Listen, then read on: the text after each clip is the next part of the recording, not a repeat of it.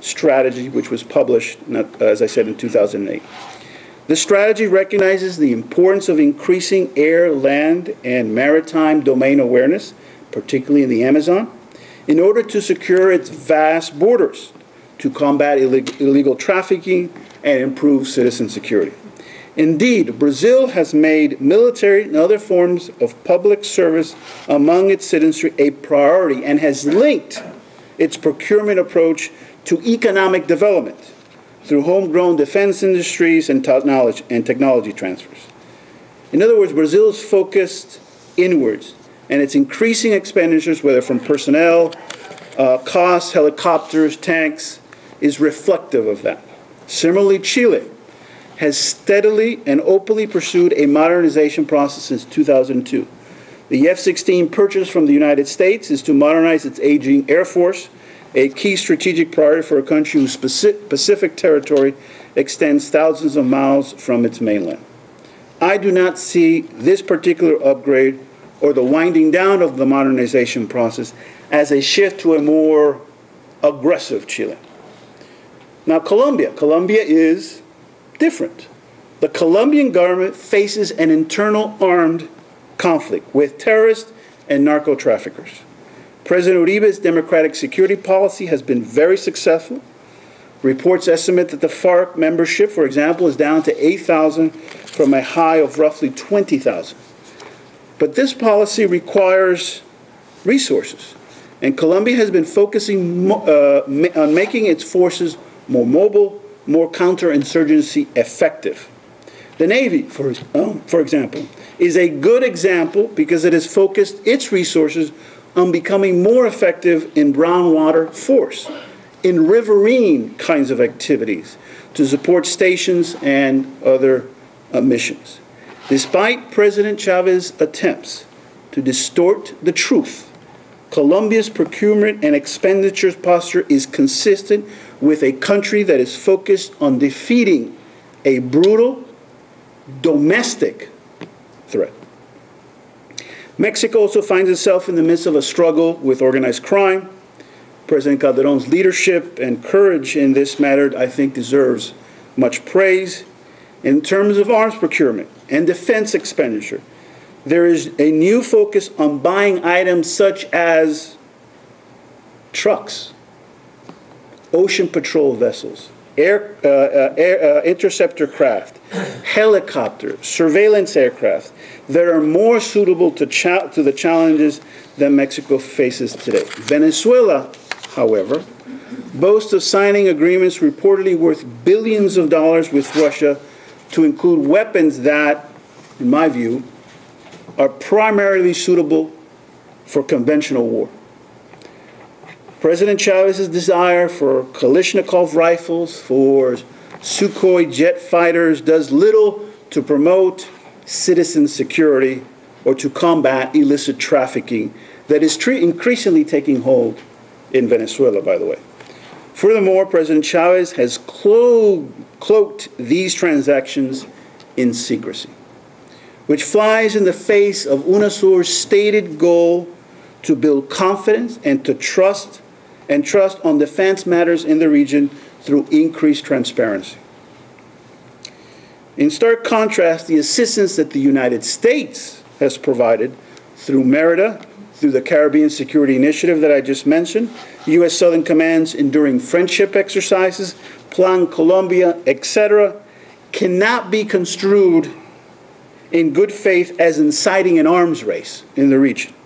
These initiatives all facilitate what I have now repeatedly highlighted in these remarks as a goal of U.S. defense policy in the Americas, and that is that our policies build our partners' capacity to provide for their own security, the security that comes and the threats that come from illicit traffic, and in the process, the security of the region as a whole. Myth number 6, and that is that the U.S. military education, its training, its capacity building, conducted in institutions like the Western Hemisphere Institute for Security Cooperation, formerly known as the School of the Americas, is somehow responsible, or that it in fact promotes human rights abuses. Nothing could be further from the truth.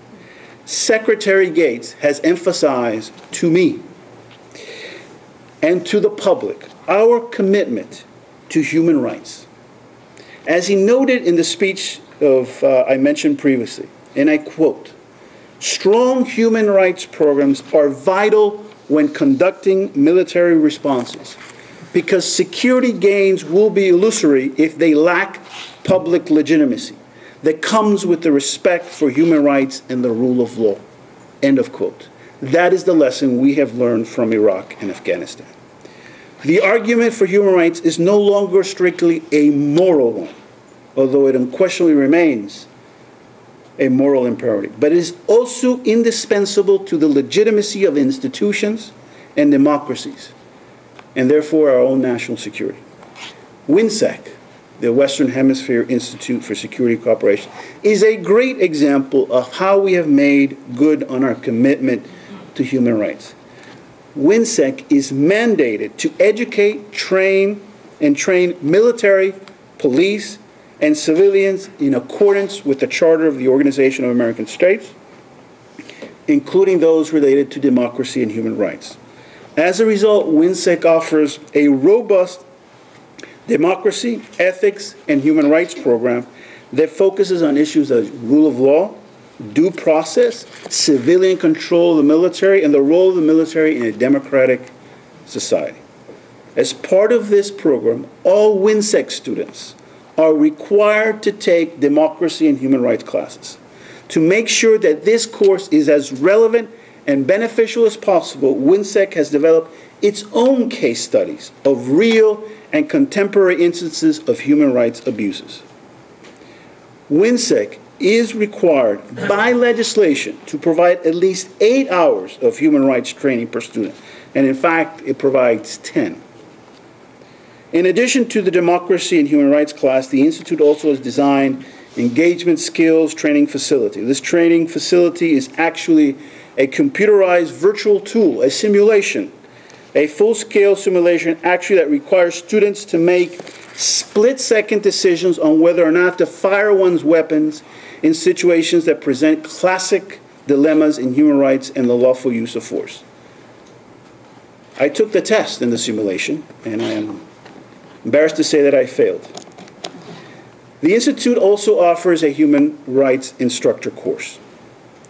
And in all of the fiscal year 2009, 125 students from 7 different countries have graduated from this course. Finally, every July, WINSEC organizes Democracy and Human Rights Week. During this week, every student, regardless of their specific area of study, attends a series of lectures and discussions on human rights.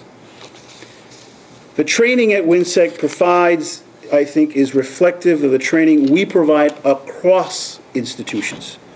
The Center for Hemispheric Defense Studies, the Inter-American Air Forces Academy, they all provide courses on human rights, civilian training of professionalization in ministries of defense, weapon safety and training, etc.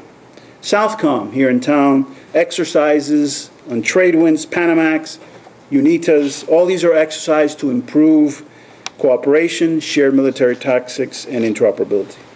So there are no sinister or shadowy intentions in the training and education opportunities that the U.S. Department of Defense offers. Again, these efforts highlight our focus on bolstering neighbors' capacity to provide for their own security. Myth 7, and the final myth. It's not a security and defense issue. But we are here at ICAS, and we are here in Miami. So I would be remiss if I did not discuss U.S.-Cuba relations. So here we go.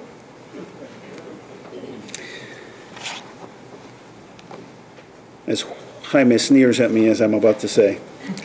The question of Cuba is so complex, as you all know, with so much history, that it is perhaps not surprising that it forces me to abandon the framework of security and defense to talk about, I think, what is an important issue to many of us here.